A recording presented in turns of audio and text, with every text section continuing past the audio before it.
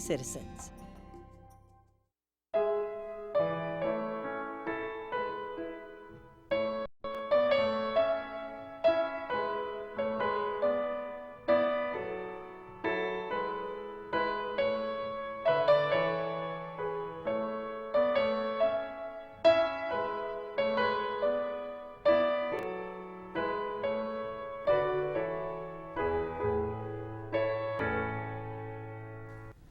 Hello and welcome to Veterans of the Valley.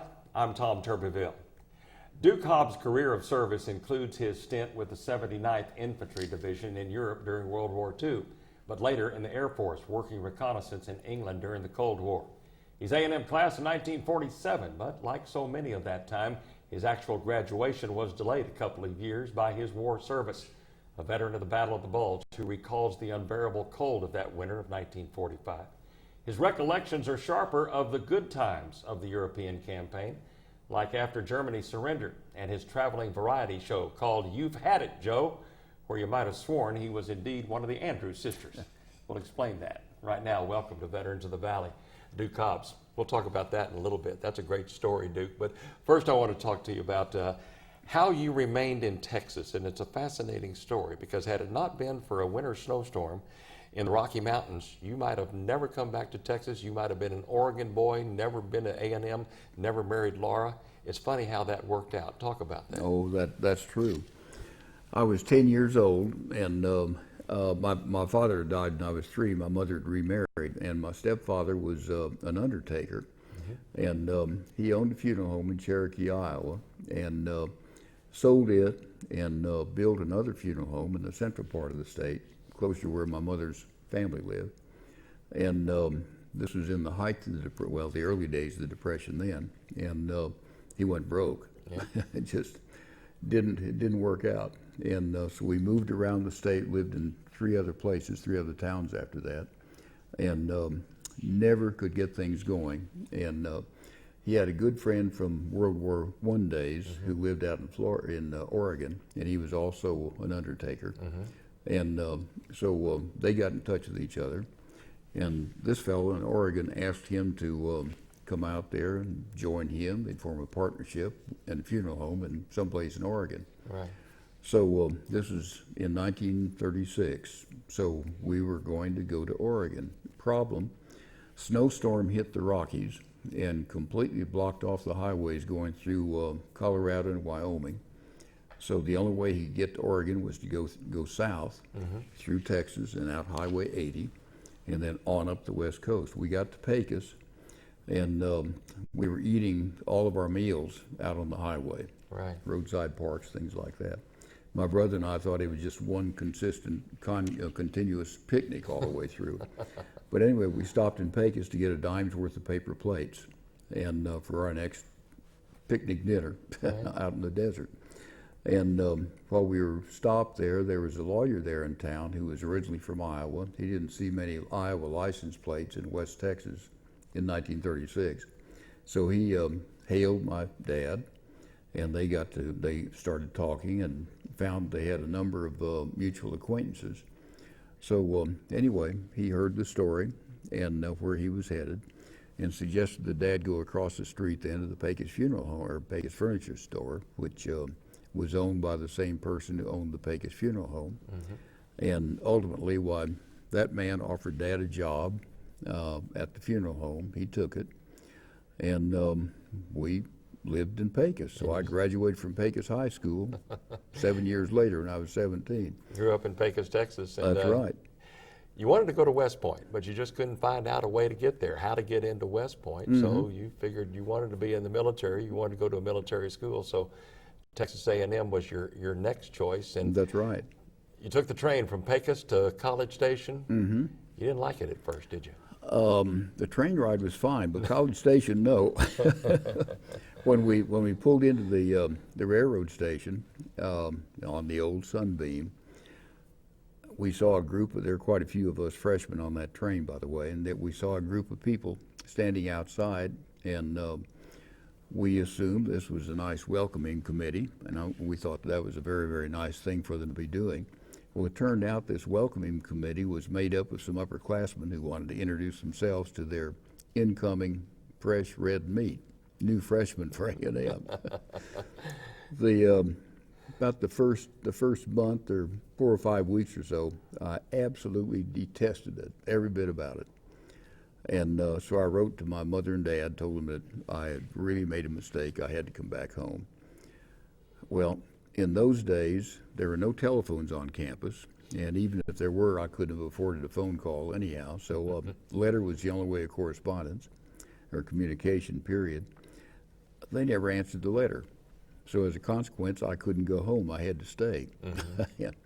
And after another month or so, I fell in love with the place, and heaven's sakes, Texas A&M has never been anything except heaven from that time on. It's meant an One way awful or the lot. other. It's meant an awful lot to you. I know that, and probably a good thing that your parents didn't write back to you. They probably said, "Hey, let him tough it out, and we'll see if we get a second letter from him." I think it was a real blessing. You went into the Army in 1944 after your fifth year, like so many did Right. of that time. El Paso, and then to Camp Hood for basic training, and where because of your military that you'd gotten at Texas A&M, you got to be a squad leader. You got the black armband, but you lost that black armband. Tell them why. Well, we were out on a night maneuver one night, and I was to lead my squad across Cowhouse Creek and attack a stone building. Another squad of our platoon was to set up a base of fire in the back of it, then we come across in a flanking attack, then hit the building. Well, we crossed Cowhouse Creek all right. Bear in mind, this is at night. And the second time we crossed Cowhouse Creek, I decided there was something wrong. About that time, we heard the firing of the other squad. We were lost. So, needless to say, I lost my temporary stripes then. Your first demotion in the Army. That's is that right. Shipped off to Europe, and like so many, went from Boston to the. We landed in Glasgow. Landed in Glasgow, and you went by an old luxury liner, the Ile-de-France. The Ile-de-France. I was one of the fastest ships afloat at that time, one of the largest luxury liners before the war, and sailed without an escort. Right. And we boarded the ship in Boston Harbor along about 6 o'clock or so one evening, and we were told that we'd be sailing that night. I got up the next morning, and all of us, there were about 20,000 of us, by the way, on that ship. And we were stuffed into a place down in the hold. Got up that morning, the smell was terrible. Everybody was sick, and I went up on deck to try to get away from that horrible smell as quickly as I could. Turned out that we had not even left the dock. We were still tied up. So it was all psychological. Psychological warfare was already getting That's to right. you. Is that right? You landed in Glasgow, and then you went to the southern coast of England, and finally across the Channel. Sort of talk about about eventually joining up with the 79th Infantry Division, 314th Infantry, and sort of your travels after that. Okay. We landed at Le Havre and went through a couple of replacement depots, repo depots as they were called, and then the last one, next to the last one, we went by train, riding the old 40 and 8s from World War I days, as a matter of fact. Rode that across France, and then at the last replacement depot, we were assigned then, several of us, to the 79th and the 314th specifically. So we boarded a truck then, and the truck took us on to our destination. Mine happened to be with Company F, the 314th, and they were located outside of Haguenau, France, in the Alsace-Lorraine area. Right. You were a ground soldier. You were an Right. infantry soldier carrying a rifle. Right. You're what, 19 years old? 18? No, at that time I was 18. 18 years old. From Pecos, Texas. 1 year at Texas A&M, and you find yourself in Europe on the ground in the cold, And it fighting was, against Germany. that's right. What goes through an 18-year-old's mind? I mean, that's quite a shock, I guess, from one place to another. Were you frightened? Well, Tom, really no. This is why 18-year-olds are the ones who fight wars. Because to an 18-year-old, why he's immortal to begin with, Right. and has a protective shield around him. Nothing's going to happen. And so I really wasn't at that time. Now later on, there were Sure. times when I certainly was, but at that point though I wasn't. It was brutally cold, and remember that. And I remember the sounds of machine gun fire, both directions. Right. And then we eventually were taken from Maginot, moved from the 7th Army, where the division was located at that time, on around to the 9th Army. And by around, it was around what then was the Bulge. Mm-hmm. And the mission of our division then was to come in helping to pinch off the Bulge then from the north as the 3rd Army was coming in from the south. So at that point, we were taken, our first stop was in Nancy, France. Mm-hmm. And at that point, the thing I remember the most was listening to Axis Sally on the radio, and we listened to her virtually every night we could if there was a radio any place, because they played great music, good old American jazz and swing and so on. And the Axis Sally came on this one particular night, and she said, you boys in the 79th, put your Cross of Lorraine patches back on. You're in Nancy. We know where you are. Mm-hmm. We know where you're going. You're going north. And she hit it right on the button. That's exactly it. Could never imagine why their intelligence was so good. One of the biggest fights I know that you were involved in was at Campen, which is near the Rohr River, mm-hmm. To take over that river to open the paths to Cologne.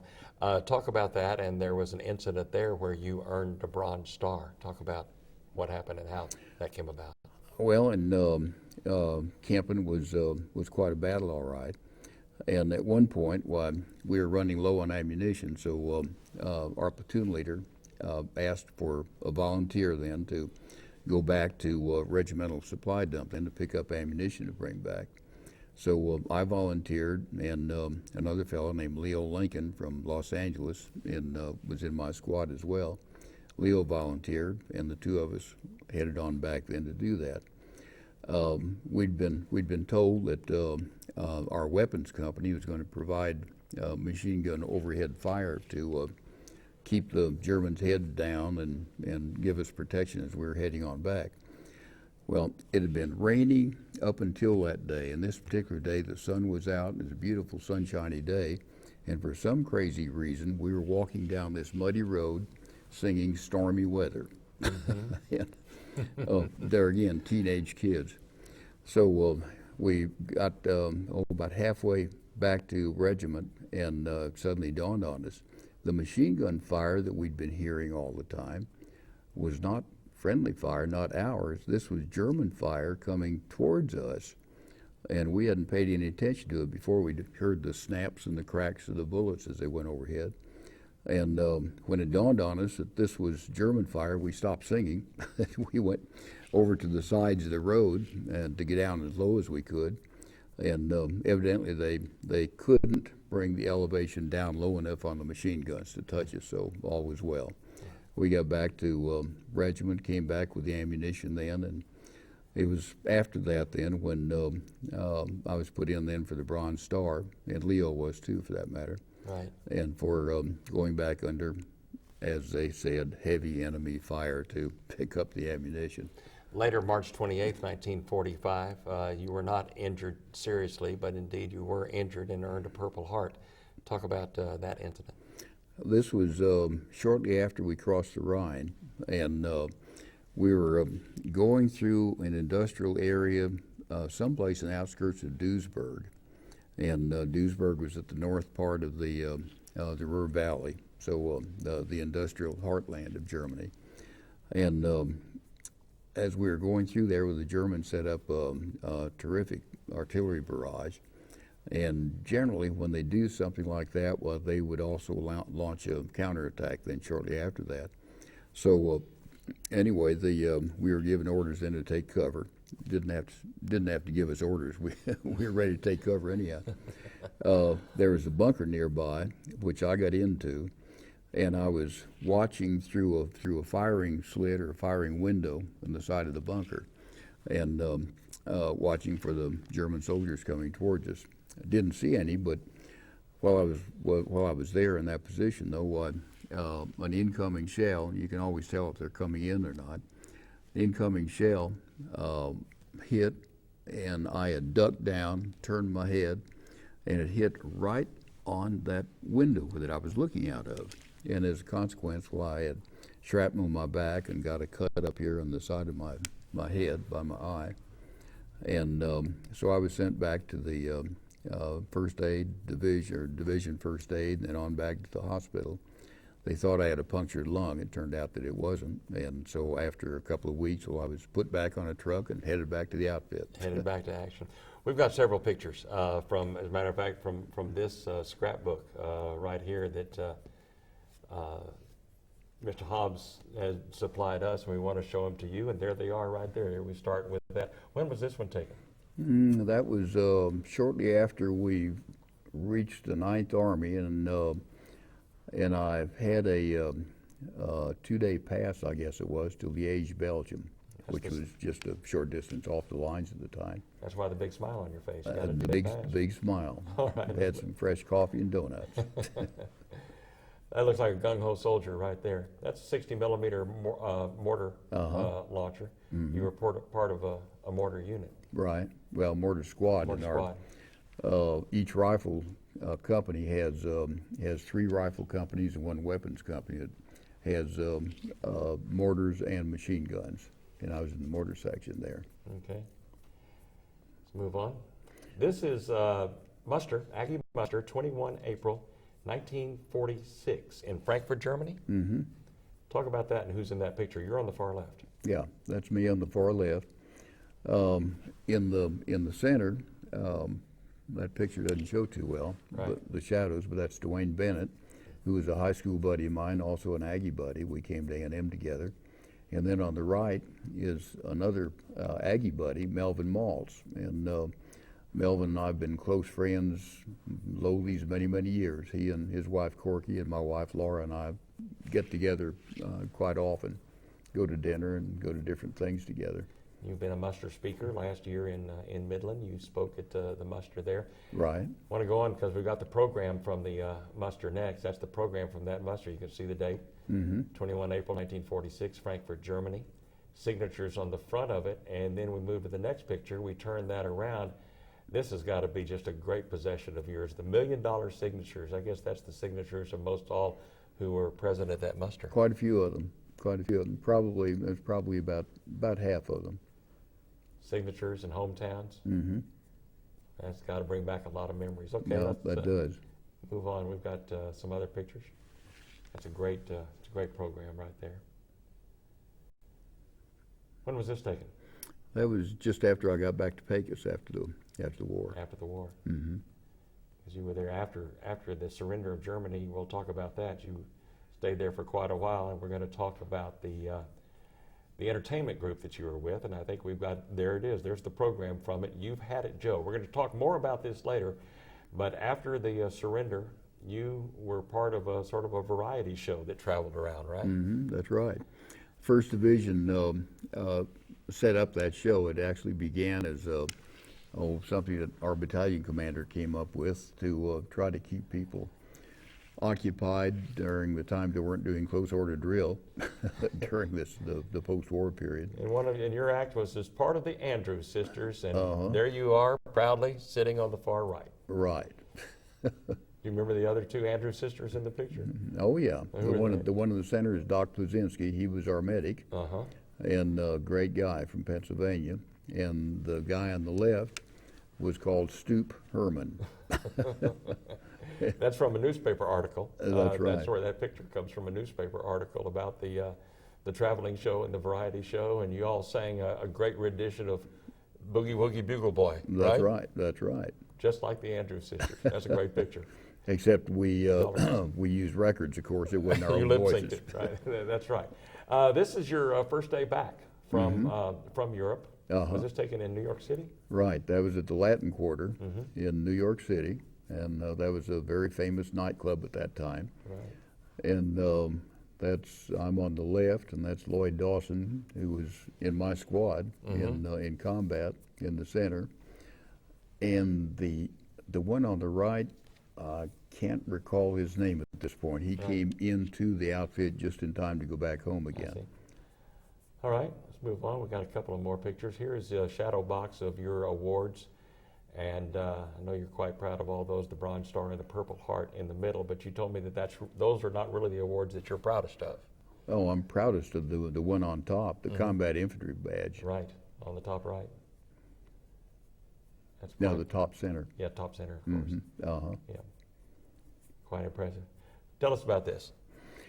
Well, after I'd been home for about 7 months and 6 days, I received a check from Uncle Sam. Yeah. Note the amount. This was 87 cents. This was my mustering out pay. It Your final paycheck came a from- little bit late, my last paycheck. Final paycheck from the Army. Probably cost them $1 to process this and mail it to you. Probably. 87 cents. So the bureaucracy was working well even back then. Oh, right? absolutely. Absolutely. I think we've got a picture coming up here of on the left. That is Laura. Right. Who you and Laura have been married over 60 years now. Uh-huh. Living here in Bryan College Station, and that's Oh, in you College behind her. Station. In College Station. That's you behind her, whispering sweet things in her ear. This was when you were back at Texas A&M after the war, and you were on a corps trip to the A&M Rice football game in Houston. That's right. And this was at the Trianon nightclub down there. Right. And I think we got a picture of wedding day. Mm-hmm. That would have been what, Valentine's Day of 1948? Valentine's Day of 1948. She was my Valentine. I And usually still- say I was her Valentine, but And you still are. oh yeah. That's a great picture. You've written a book along with our friend Benjamin Knox, who of course does the illustrations. I Knew I Was an Aggie When. Talk to us a little bit about that. Well, the first of all, the proceeds of it go to the Cushing Library, which was the library that we knew when we were in school here, and it's a great place to go. Wonderful artwork, things like that in the Cushing. And the book itself is a series of vignettes about different Aggies and stories that they've told in about when they first knew they were an Aggie. Mm-hmm. I know you're proud of that. Oh yeah, it's kind of interesting You're to proud of go that. through. We're on a little bit short on time, but I want to, after the, we talked about after the war, and you finally did come home, you re-enrolled in Texas A&M, and graduated in 1949, and after that, you joined the Air Force for 4 years. Talk about your duty. It was during the Korean War, but you were actually assigned to England. Talk Right. about your duty there. I was when I graduated from A&M, I was commissioned in the Air Force, and so I ended up being assigned to Strategic Air Command. I was an intelligence officer, and we maintained a detachment in England, and we'd rotate crews and planes back and forth to this detachment in England, Sculthorpe, up near the Wash, east of London. And the operation eventually was photo mapping Europe all the way from the Atlantic Ocean clear back to the Urals. Kind of interestingly, at the time that they were over the heart of Russia, Soviet Union, doing the mapping, we had a British crew trained in flying the airplanes, all of the American airplanes. We had 6 of them over there. Had the British RAF bullseyes painted on them with the American insignia taken off. British crews flying them. So in the event that something went down, why this being the Cold War, early days in the middle 50s, they wouldn't be blaming us for it. Right. This was obviously pretty fascinating work. A lot of travel back and forth. Oh yeah, very much so. And then after that, well, I was target intelligence officer in Goose Bay, Labrador for the 8th Air Force then for a period of time. Indeed. So both Army and Air Force. I want you to talk about, of course, after you came back and joined the civilian life. I know you sold insurance for a while. You worked for Procter & Gamble. You and your wife, like we said, was married in 1948. Went into the food brokerage business in Dallas, but finally made your way back to Texas A&M to teach management. Sort of Right. Talk about that. When I retired from business in 1985, I was asked to come back to teach in the management department. Michael Hitt, outstanding man, asked me to come back and teach there, and so I did. Later on then I became director of the Center for Executive Development, also in the College of Business. I was there for about 5 years. I retired from A&M in 1996. Right. And kind of hard to remember there now. Continued teaching a leadership program on a volunteer basis for about 5 years. You volunteered because you didn't want to have to go to meetings, right? That's right. If they didn't pay me, they couldn't make me go to meetings. So, and that was a lot of fun. Indeed. Thoroughly enjoyed being with the students. Indeed. Talk about your family. I know that you and Laura have 4 boys. Right. And 2 boys that went to the other school, and twins that came to Texas A&M, right? That's right. Our 2 oldest boys became T-SIPs. They were rebelling against the old man. And then the twins, the 2 youngest one, came to A&M. Right. They graduated in 1984. And you've got 3 grandkids and 4 4 great-grandkids, grandchildren. right? And some of them are fairly close to here, so I guess you get to see some of them sometimes. Oh but yeah, they're not, yeah. We see some who live in Dallas. All of our grandkids and great grandkids live in Dallas, except for one, Right. who lives in Columbus, Ohio. Right. And so we have one other son who lives in Austin, and no children. Right. You look back at your service in the Army and the Air Force, your World War II service. I know that it's something that you're very proud of, as all veterans are proud of. You look back of it, and what do you think now when you look back at that 18-year-old kid and what he did? Well, I guess probably the number one thing at this point is the fact that I'm glad that I went through it, but I certainly wouldn't want to do that again. Right. But I met some outstanding people. I think that my old company commander during combat, I think, was probably one, if not the most outstanding person I've ever known. The things that he did for his troops, putting himself in a situation where he could easily have been killed just simply to keep the rest of us out of some of the extra things that could have happened. Duke Hobbs, thank you very much for your service. We're out of time, and I appreciate you joining us today. Thank you very much, Tom. Enjoyed it. An Aggie through and through, Duke Hobbs was one of the many young teenage A&M freshmen who grew up quickly with a rifle and a duty in World War II. He returned to A&M twice after the war to finish his studies and then later to teach. We salute Duke Hobbs for his service, as we do all veterans. I'm Tom Turbeville. Join us next time on Veterans of the Valley.